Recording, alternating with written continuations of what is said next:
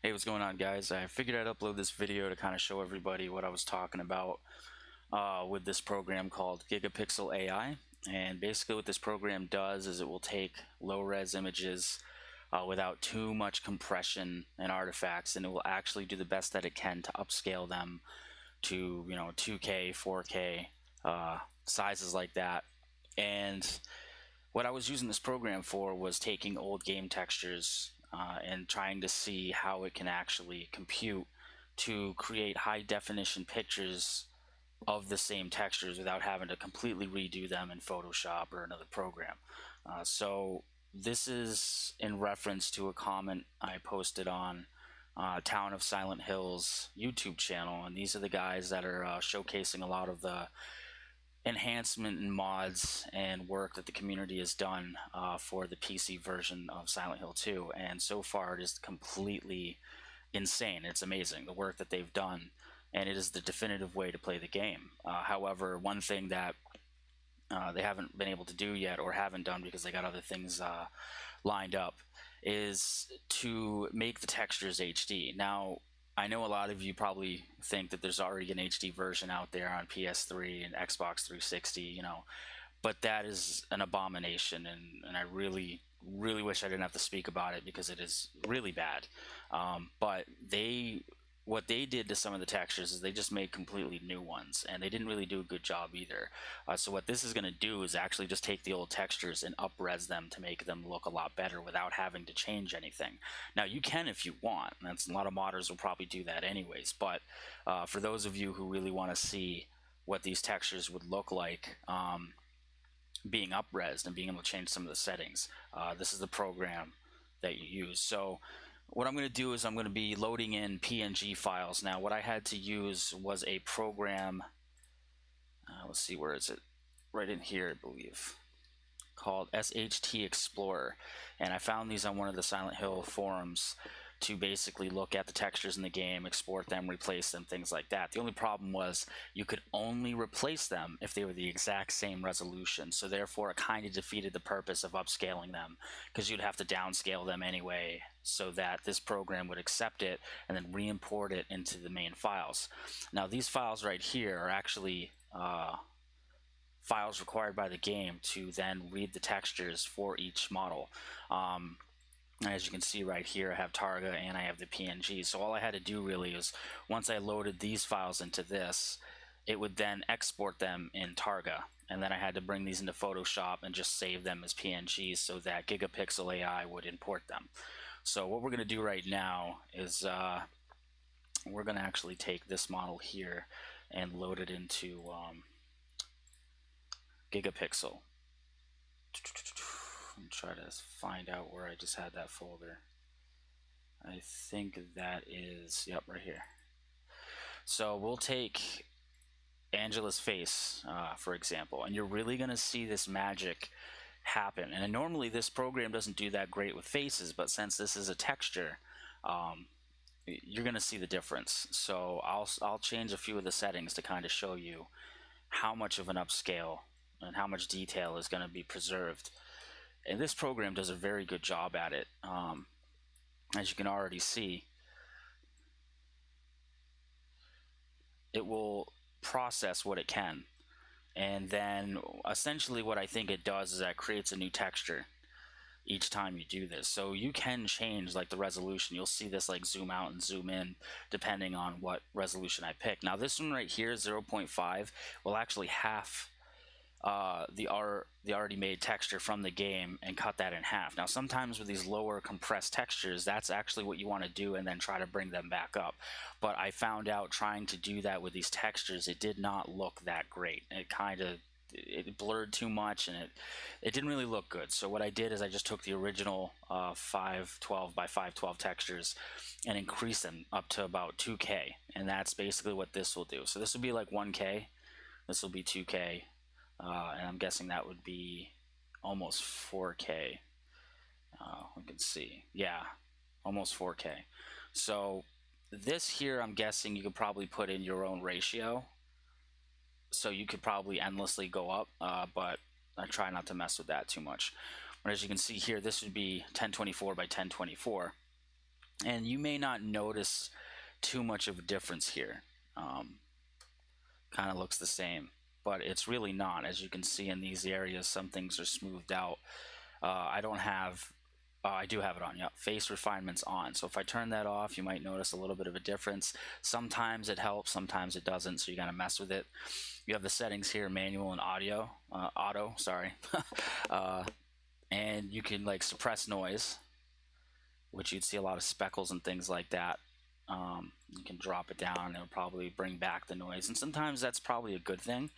But I also figured out that in Photoshop you can add noise as well, so if you want to only do it to certain areas, that would probably be the best way to do it instead of just generating it through this program. You can also remove blur and add blur.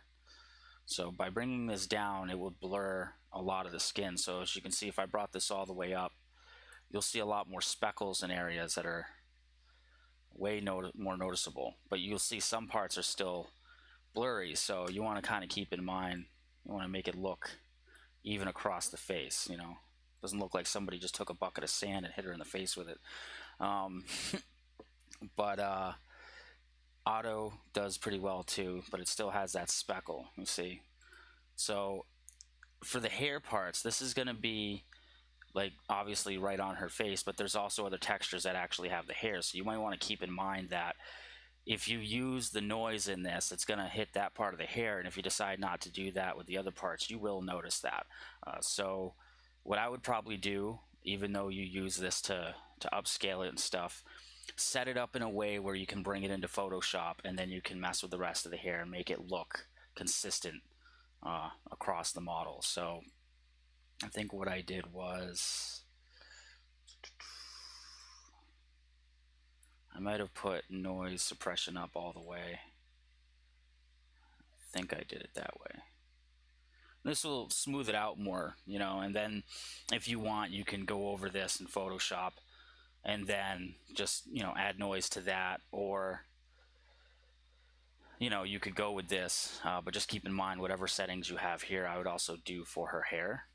But let's go over to the eye now. You really got to see how this eye is going to look. All right, that's how it looks in the original, and this is how it's going to look when it's upscaled. Okay, you don't really want a lot of noise in the eye if you can help it, especially if these guys decide to add specularity or the shine back into the eyes on Windows and Pyramid Head's helmet later on down the road. You may not notice it, obviously, it's pretty small, but you never know. If you really up-res it and you got a really big TV, and maybe some of you got a big old TV on your wall, you will probably notice it a little bit. So again, let me just mess around with the settings here. Suppress noise, bring that down. You're going to see the noise pop up again, so that's just an option. If you want that and it looks good to you, you can do that. I have remove blur all the way down, so if I put that up there, that also kind of adds a little bit more detail, but it doesn't go crazy with the noise, you know what I mean? So that's just one model there, and now that I have this at 1024 by 1024, obviously that's going to increase the resolution. Now if I do this again, this is going to again still do the detail, but upping the resolution and then creating an entirely new texture to match to the best of its ability to the original. So this is what they should have done in the HD remake that we got on the consoles. However, obviously the consoles can only handle so much memory for textures, so you wouldn't be able to go up too high. But on the computer, I mean, people are building their own and they're monsters now, so you could easily handle this. But like I was saying in my comment on their update 3 video, if you look on there, you'll see Wraith Designs. What I was trying to explain was that for us to make this work, what we would have to do is take every single character model, at least for these textures, and we'd have to bring them into a 3D modeling program like Maya or 3ds Max, Blender, and we may have to resize the UV layout that goes over this texture. Now, I figured maybe if you just added these textures onto the model itself, it should be fine. But then I thought, well, what might happen is that the texture will be not lined up with the UV and it won't look good at all, which means that all you have to do is export those UV layouts as its own separate file and then bring it into Photoshop. Take those and bring them over the textures and snap them right into place. And it's very simple. Obviously, they're going to be in a square. So, if you have snaps on in Photoshop, hold shift, resize it, snap it over the texture, and then just export those UVs again into the model itself, and then apply the HD textures onto that, and it should work. And then you'd want to obviously export those models to the same file name and format that the game is going to actually read. The only thing that I would have to say we'd have to watch out for would be the amount of texture usage in the memory. So a lot of the optimizations that seem to work now for the original game as is, in that department, it may have to be increased. So it may have a big impact on people's performance. But that's also why I was saying that we should have multiple sizes of each texture with the same settings, whatever everybody likes, and then just make 1K, 2K, 4K versions of each, and then just release them in a zip format as a mod. So this way you'll know what you're downloading and what you're going to be replacing. So if you have significant performance impact, you want to make sure you have the option of changing these to make it so that your game will run properly. Not everyone's going to have a beast system, you know what I mean? So because of the fact that it's an older game, I'm not sure how that's going to really impact performance. I know that changing DirectX 8 to 9 really does help, and the newest updates have even fixed the flashlight bug, but it could still have a significant impact that's unforeseen. And since we're not the original studio making this, and we didn't do all the other bits of coding and things like that, I don't know if that's going to have an effect either. So this is just going to be one of those tasks that I think is going to be an undertaking. So whoever wants to work with these guys, work with me or whatever, anybody can do this. It's just, I'm not just trying to put my name out there. I'm just trying to show everybody what can be done with the original textures just using this program. Now, this is a 30-day trial that I have, but I may just buy this program. It's not that expensive. And anybody who wants to buy this program, it's a good program to use for anything that you would want to do this to. I don't know if anybody's really familiar with the Resident Evil games where they had these CGI pre-rendered backgrounds. Well, there's a project out there called the Seamless HD Project for Resident Evil 2 and 3, and they're working on the first game now. But it is ridiculous how high detailed those CG backgrounds became. And they even did the textures for the characters and things like that. So if you go check that out, they have their own custom emulators that come with it. I will say, this isn't to promote them or anything, but I will say this: if you want to give that a shot, just keep in mind when you download both of them, each one's going to have its own emulator. You want to go with the Resident Evil 3 emulator and just move all the stuff from the Resident Evil 2 one into that one, and then you'll be able to see for yourself what I'm saying. When they use programs like this, or if they use programming through command prompt or Python, which some of them do, like Upscaled, I think it's called. Some of these other ones, they go over them multiple times. And I guess in a way this kind of does the same thing, but with those you may get even better results. But again, I just wanted to show you how this is going to look. So let me take James's face, and we're going to kind of go down here, and we'll take a look at the mouth. So this is just going to 2K, all right? And so we'll see, like, you might start seeing little artifacts like this because it's just trying to compensate.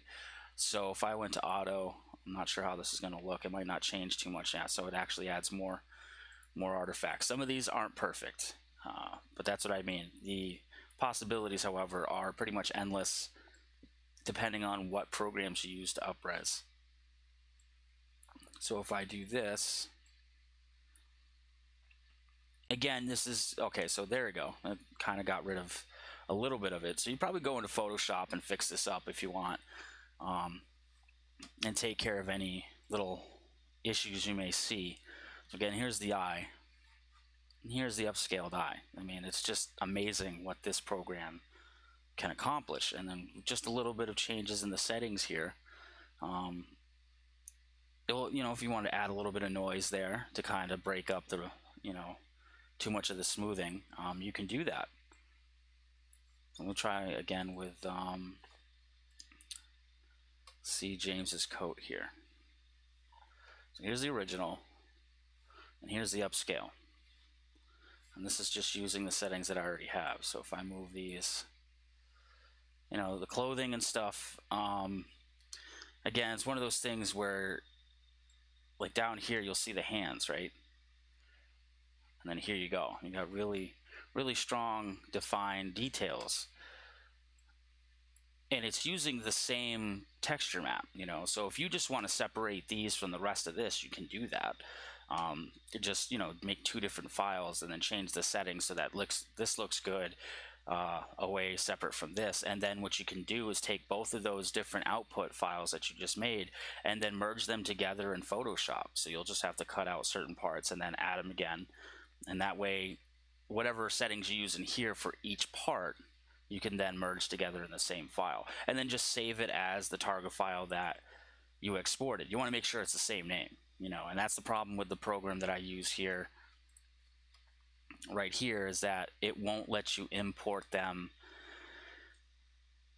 at a higher model than what's exported. But I'm sure if you use this after, like, bringing the 3D models into 3ds Max or Maya, upping the UVs and then applying the textures and saving them back into the original file, which you should do with like a 3D model ripper or something like that, this will then read those higher textures and higher reses and let you replace them. So if you want to fine tune things after that, this should work then.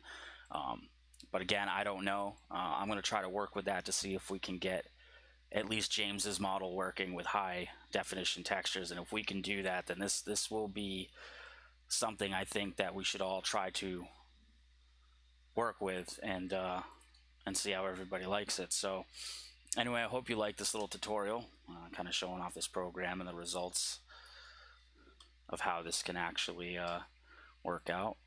Let's see if we can try to get a little better results. See what I mean? Sometimes using auto, I don't know why I keep saying audio, this will look a lot better than what it did. And this can be done for all the environmental textures and things like that. But just, keep in mind, with all the models that you rip out, you have to make sure you rip them as they were intended to be put together in the game in the first place. Otherwise, you may be ripping other parts of the model and creating a totally different UV that may not reference this properly. That's another issue that I think we may have. So if we know exactly what models were taken out, and a lot of them are probably put together in a modular fashion, they're going to reference a lot of the same textures, especially for the environment.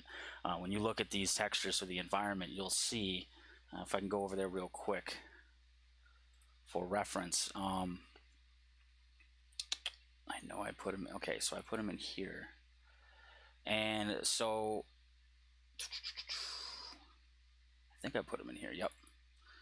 So here's some of the environments. Okay, so we'll just open this up real quick. Give it a second. So you'll see that a lot of these have textures in between, the doors aren't there, stuff like that. It's because the UVs are laid out in such a way that it's only going to be using part of this as the texture map. And then once they've already set up the model, added the textures to it and refined them, then they bake out the diffuse texture map and it will look like this. But that's based off of the UV that's laid out for those models. So multiple models will be using this same texture map, and that's basically the efficient way of pulling this off. So as long as we export the models properly so that it has the UVs or part of the UVs that are going to be referencing this texture, I would say that as long as we got the UVs exported in a way that will match this texture, we won't have an issue. But if we have to readjust them and stuff, that's going to be another issue. So I'm not sure how a lot of these 3D model ripping programs will work while we're playing the game.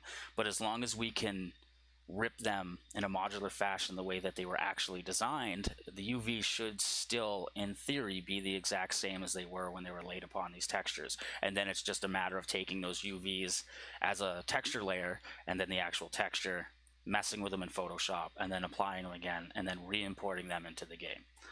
So anyway, thanks for watching, and I hope this is informative, and hopefully we can get some really high res textures in this game. But thank you guys for everything you do, and we all really appreciate it. So I'll talk to you guys later.